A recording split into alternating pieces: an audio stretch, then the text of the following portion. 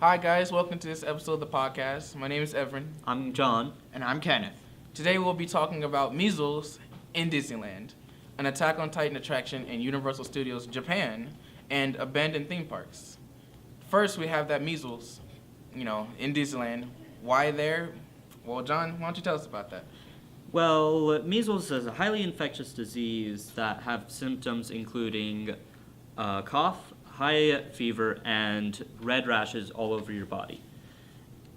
Thankfully, it's not deadly, but it can become deadly because it weakens the immune system. The fact that spreading this fast is kind of scary and alarming. Any thoughts? Well, it's in Disneyland. That's a place millions of people go to each month, I'm pretty sure. And if it's in Disneyland, a place like that, which is very small, controlled, yet with so many people, it spreads pretty quickly. It's just that people are usually vaccinated for it, so it really isn't a problem too much, unless you aren't vaccinated. And seeing how everyone from all over the United States goes to Disneyland, it's spread to how many states? 14? 14. And the numbers keep on rising. In January, it was only around the 50s. Now it's above the hundreds. It's pretty freaky. Yeah, you should go get your kids vaccinated because before, parents didn't care. People are still going to Disneyland. Measles, I paid $300 to go to Disneyland. Measles aren't going to scare me away from Disneyland. Well, that's what people thought. But now that they see people are actually getting it, now they're getting their kids vaccinated, now they're getting vaccinated, and it's raising vaccination awareness for measles. Glad we're vaccinated. Also, Speak for yourself. Also, if you're not vaccinated, try to get a mask, but try not to do it so much because it may cause alarm. I think it's already alarming. Well, yes, but if you cause more alarm in Disneyland, there's bound to be riots. No, I don't think there's going to be riots. Let's say panic, not riots. Okay, that too. Anyway, instead of talking about measles so much, I'm more interested in this Attack on Titan theme park you mentioned, Everin. Yeah, that sounds pretty cool. It is pretty cool. Actually, they have two main attractions. They have a 49-foot statuesque of Eren Jaeger, which is the main character, and Annie Leonhardt, who is the mysterious female Titan, and they're fighting in the woods, and she's about to take him down and steal him from his division. Everyone who's seen the show knows exactly what I'm talking about. If you haven't seen the show, I suggest you watch it. Second is a photo op. Now, a photo op is where you can take your kids and all that. They have the holes in the characters' faces, and you put your face in the hole, and now you become the character, and when you take the picture, everyone thinks, oh, you're that person. It's a chibi form, so they're small, little, cute characters. So, yeah, bring your kids, and they'll definitely enjoy it. But it's in Japan, so don't look for it in America. I'd want to go. As do I. But shouldn't it come to America? So many Americans love it. It could also be because more people in Japan love it. In Japan, they have entire channels dedicated to anime. In America, we have just very few times where an anime could come on. Like the Midnight Channel Toonami. Yes. That's very true. And it's also the funding. Japan, they didn't have much money in the first place to build only two attractions in the park, two main attractions. So money-wise, it might not come over for a while because no one has the money for it or the time. So it might be a while before it comes to America, but definitely be on the lookout for that. Also, there's a third one. Oh, no? No? We shouldn't mention that one? Okay, No. good.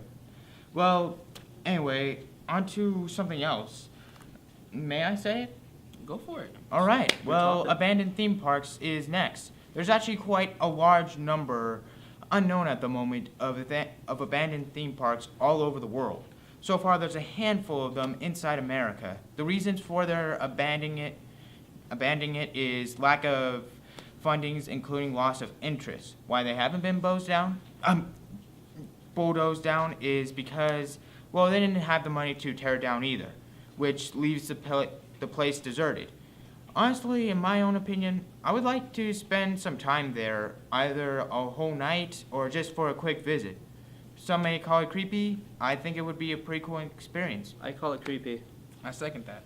Because whenever I see those theme parks, I think this would be perfect for a zombie attraction. If I ever spent a night there, I would constantly be looking around where's the zombies? Where's the zombies? Well, then bring something to help you fight. There's nothing there, though. It's just phobias. and If I fears. say, yeah, the darkness just gonna get your mind working real fast. Well, it's abandoned, and some stuff can be easily broken off to help you. Yeah, and what? Imagine Help you if from they. what? Like, some of those long poles that they use to hold up stands? Yeah, that's pretty hard to break off. Those are still made of metal, and unless they've corroded with rust, you're not going to break one of those off. But help you from what? Well, people tend to feel a lot more safer when they know they can defend themselves. Yeah, he does have a point. Okay, that makes sense. I was like, what are you fighting in an abandoned theme park? It's abandoned. Crazy clowns, of course. Ugh. Try not to remind me. Nerd boy's face. Well, is that pretty much it? No, Well, because abandoned theme parks, wouldn't they have like their own little heaven? so sort of like Michael Jackson's thing. No, that's actually going to heaven. Oh, Yeah, Okay. he's not here with us anymore, but Rest in his theme park is still here, abandoned in his backyard, but it's still there. we should really try to visit that Uh, and make it a memorial to him. I think they have already a did They that. have a memorial for him. They have Yeah. a lot of memorials for him. Well, Too they many. should have that theme park, especially as his memorial. Well, why would they build a theme park for Michael Jackson, not let people see it after he died? It's been there since he's been alive. He built it a long time ago. It's been there for years. Imagine if there was an abandoned theme park named Heaven. Then everything would be white and gold. I would go. Wait a minute, wouldn't they also have to make a theme park for the other places as well? Like, what do you mean? Like, there's Like multiple Heaven, Hell, purgatory, and some sort of other Viking religions or Norse, Greek, stuff No, like that. Nah. Because those religions will have to fund themselves. Especially for a theme park. Do you know how much funding is put into that? Oh, about millions of dollars at most. I'm nobody guessing. wants to do that. I would, honestly, I don't know who is Nordic, but that would have to mean a lot of people would have to be Nordic to go to this, because not everyone's going to be accepting of it. So you have to put that money there. Now, if they actually made a religious theme park, it was based off an old religion, they would probably purposely make something like a roller coaster called Thor's Hammer. It like jolts you around really quickly. Or like a house called, Valhalla. or Loki's Deception, where it's like a haunted house, but it constantly tricks you. That's actually a good I think that idea. would be a Hall of Mirrors, if anything. Well, it would still be an interesting idea. I'd say I like that. That's actually a good idea.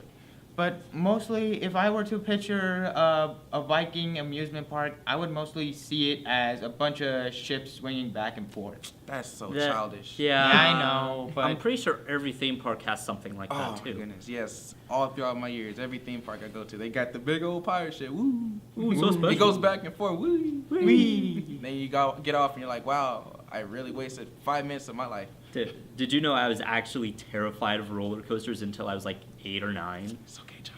We've It's all okay, been there. John. I rode the X2, and I did the worst thing possible. I closed my eyes during it. I was freaking out that much. My first actual ride on a roller coaster was the Boomerang. And what park is this? Knott's Berry Farm. Oh, that's right. I love that ride. I loved it too. You loved it. Past tense. My first roller coaster was in the Adventure Dome, but I keep on forgetting its name. I think there's only 2 roller coasters in there. Yeah, there's only 2. Well, they had another one called the Canyon Blaster, but they replaced it with the El Loco, which is the exact same roller coaster, basically. Well, the El Loco wasn't the first roller coaster I rode, so it must have been the older one. It's still the same roller coaster. Well, That concludes our episode for today, and we'll be seeing you next time. Thank you so much for watching. we'll see you next time. My name's Everin. I'm John. And I'm Kenneth.